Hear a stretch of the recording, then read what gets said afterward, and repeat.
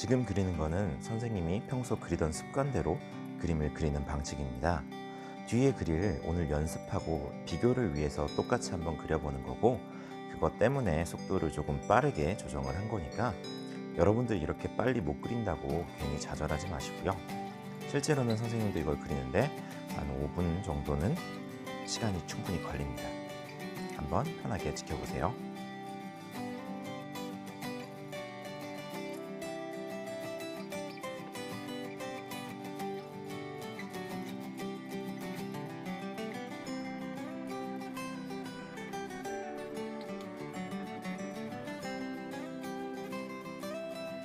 자, 지금까지 선생님이 이 강아지를 그리는 모습을 한번 일단 보여드렸는데요. 물론 급하게 그려서 정확하게 그려지지는 않기는 했지만 대충 이런 식으로 그림을 그릴 겁니다. 자, 지금까지 그린 걸 보시면 특징을 알 수가 있는데, 우선 첫 번째로 그림을 그릴 때 선생님은 머리를 먼저 그렸고요. 그 다음에 이 두루마리 휴지를 그렸고요. 팔을 그렸고요. 여기 몸태 라인을 잡고 이렇게 그림을 그렸어요. 자, 지금 한 것처럼, 선생님이 한 것처럼 이제 몸의 각 부분들을 정해서 비율을 잡고 그림을 그리면은 이제 조금 더 그림을 쉽게 그릴 수는 있습니다.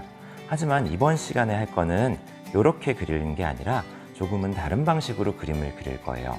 쉽게 얘기해서 이 물체의 외형만 그리는 겁니다. 이 안에를 그리지 않고 이 외곽선만 따라서 그리는 거예요.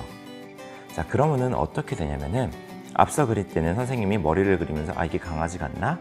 아닌가? 판단을 하면서 계속 고쳐가면서 그림을 그리겠죠. 하지만 외곽선만 그리게 되면은 사실 이 안에 그려진 게 무엇인지는 전혀 중요하지 않아지고, 내가 최대한 이 선을 똑바로 따라 그려야겠다라는 생각을 해서 집중해서 그림을 보고 그리게 됩니다.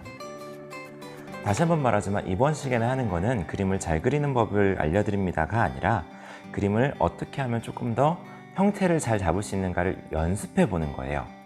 따라서 선생님이 이제 아까 지금 설명한 대로 외곽선만 그리는 걸 한번 보여줄 건데, 선생님도 이게 좀 삐뚤빼뚤하고 틀어질 거예요. 그렇다고 해서 전혀 스트레스 받으실 필요가 없습니다. 실제로 많이 흐트러져요. 그리고 한 바퀴를 이렇게 돌아서 왔을 때 선이 안 맞는 경우도 굉장히 많습니다. 하지만 그게 당연한 거니까 그거에 대해서 스트레스 받지 마시고, 이건 연습이라는 거. 그래서 이걸 외곽선을 그리는 걸 똑바로 잘 할 수 있게 된다면은 우리는 조금 더 형태를 정확하게 그릴 수가 있겠죠. 일종의 연습이라는 거를 항상 잊지 마시고 한번 따라 해보시길 바랍니다. 지난 시간 손을 그릴 때 손을 대고 그림을 그린 친구들이 있더라고요. 이건 연습이니까 그런 식으로 조금 편한 방법을 찾지 마시고, 못해도 괜찮으니까 실제로 한번 꼭 해보시기 바랍니다.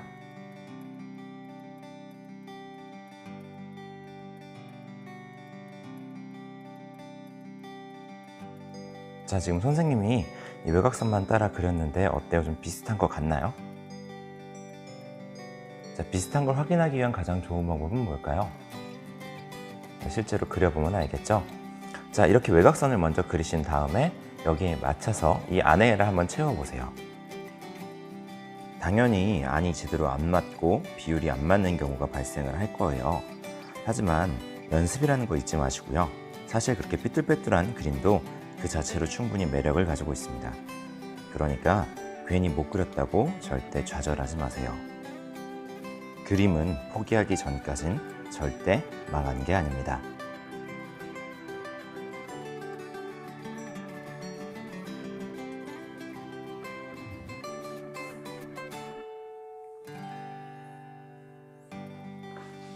자, 이제 아까 그렸던 그림과 외곽선을 먼저 그렸을 때의 그림, 그 다음에 실제 그림을 그린 대상인 사진을 비교를 해볼 건데요.